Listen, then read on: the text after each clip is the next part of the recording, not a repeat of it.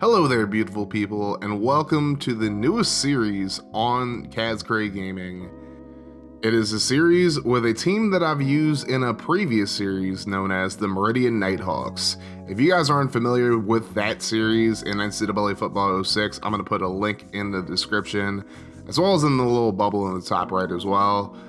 But this is my franchise team in Axis Football 2023. I was going to start the series earlier, but with me getting sick over this past weekend, it's been kind of hard. But I got so much love on my review of the game that I figured, hey, I might as well do a series. And at first I was going to stream the series, but instead I'm going to do it as a post-com series like I've done with the Madden and NBA 2K series that I have going on right now. But let's get right into it. Let's check out the team. We have 3 user quarterbacks on the team. The first being Chad Powers, created by one of my channel members, Raider Bear. Dan Foley was created by my brother, and then Lyle Igelana was created by another channel member, Parker the Hurricane Thomas. Chad Powers is going to be the starter here as he has the best throw power, has decent throw accuracy, and also has pretty good awareness as well.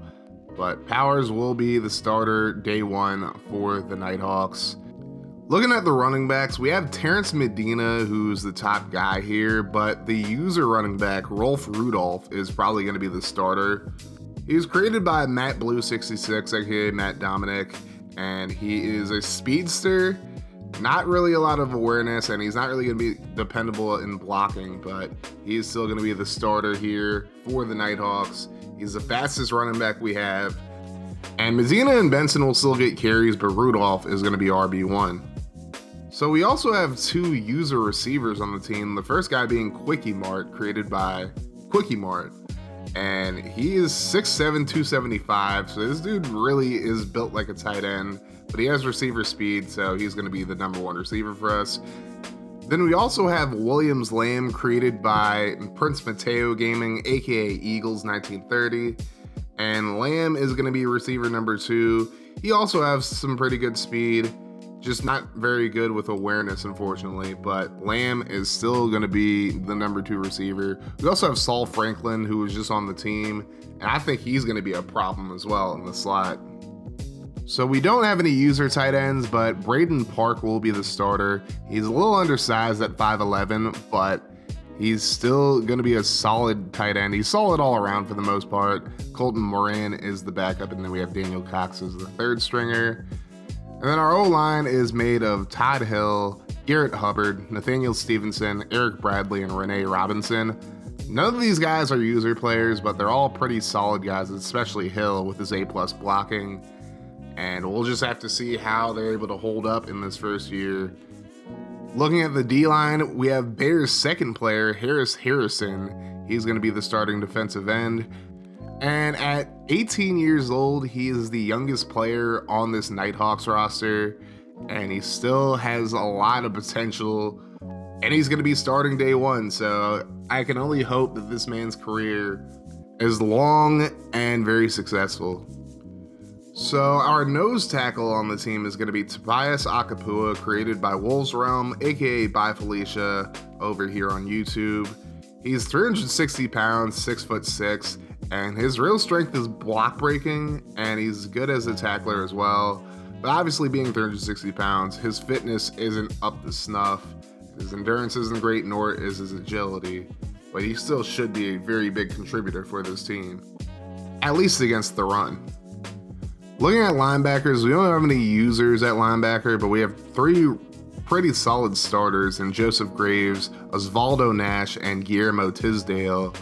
All these guys are at least B ratings, with Graves being a B+, and also having a B+ awareness. So hopefully these guys are able to do their job well. And in the secondary, we have 1 user player, Brock Guevara. He was created by a user named Rockinator, so it's going to be very interesting to see how he does as a starting strong safety. We also have Scott Lacey, D'Angelo Greer, and Carson Dean as the starters in the secondary. Our kicker is Benjamin Harrison. He is pretty solid as far as accuracy goes, but his kick power is really good. His awareness is just kind of ass, so that could be a problem as well. Then looking at our punter, we have Francisco Ballard, who Doesn't have a lot of power in his punts, but he's okay with accuracy. He's a C, so it's not really okay. That's kind of average, but hopefully our offense is good enough to where we don't need him a ton this year. So looking at our schedule, we start the season off against the Kansas City Wranglers, and we go to Houston in week 2 before having our home opener in week 3 against St. Louis. Then we go to Pittsburgh. So 3 of our first 4 games are on the road, but we do end the season on a 3-game homestand, so that could be huge for us if we're making a postseason push late in the season. Definitely could be useful, but we'll just have to see how everything plays out for us. So I did pick the American style for the franchise, so that means we have 7 playoff teams in each conference, and obviously the 1 seed means you get a first round bye. So weirdly enough, we're the only team that has any injuries right now, and one of them is big. Lael Ijalana is out for 11 weeks with a sprained ACL. Sorry about that, Parker. And we have Robinson on the offensive line. He has a sprained MCL. He's going to be out for about 6 weeks. And then we have Hayden, who has a spinal cord concussion. And yes, that is absolutely a real thing. He's out for 9 weeks. So now we take a look at our team guide, just showing our areas of need for the draft. We're definitely going to try to get a new punter. Running back depends on if Rudolph and Medina do well, but it's just good to look at these type of things early on in the season at very least. And then I took a look at the National Scouting Report, and I just hope Powers does well, because we're probably not going to draft a quarterback this year. Running back looks good, at least in the Southeast. Receivers also look really putrid, so hopefully Martin, Lamb are able to do well. Tight ends looking good in the Central. O-line's looking good in the Central as well.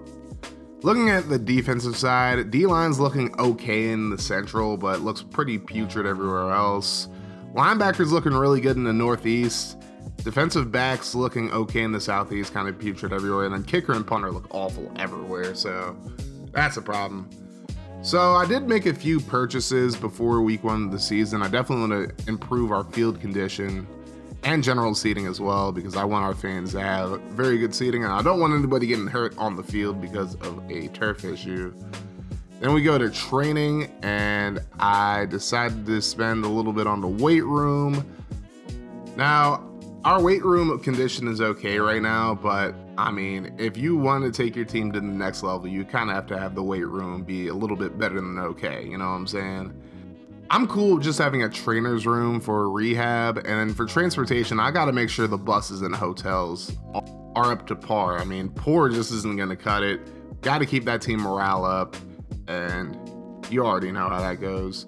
So, our first game of the season is going to be against the Kansas City Wranglers. We have to play them twice, which means we have to face one of the best quarterbacks in the league in Shane Hamilton twice. Just look at his stats. Good Lord. They also have a really good receiver in Billy Wheeler, who is an A overall. His catching's an A+, awareness an A+ as well. He's going to be a problem. Another problem we're going to have is on the defensive line. Bradford Mathis is a very solid defensive lineman for the most part. He's a B+, A+ awareness. But then looking at their outside linebackers, Danny Bryant an A with A tackling as well. And he has B block breaking. Then we have Alfonso Campbell, who's also an A. He has an A+ awareness. So our tackles are going to be tested early and often this week. But it should be a good one though. And if you guys are hyped for the beginning of this series, make sure you guys hit that like button, hit the sub button if you're new as well. Turn your notifications on to join the notification gang.